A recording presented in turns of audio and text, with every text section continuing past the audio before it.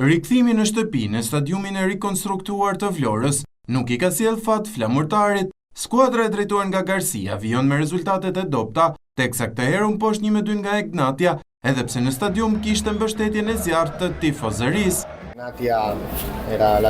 Luajton përballë skuadrës kampionit të Shqipërisë, që ka një nivel të lartë për disa vitesh. Na mohoi një penallti me VAR, ndërsa gabuam disi nga euforia kur barazuam sepse kërkonin të fitonim dhe u hodhëm në sulm.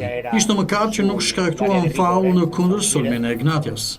Dinim që ishte një transfer shumë e vështirë, sepse Vlora normalisht me hapjen e kësaj mrekullie që ka bërë, do kërkonin me gjithë tifozërinë, do kërkonin sigurisht të fitojnë. Ne kishim shumë momente para portës, nuk duhet të vel momentet e flamurtarit, por kemi qenë më pranë golit si pjesën e parë ashtu dhe pjesën e dytë.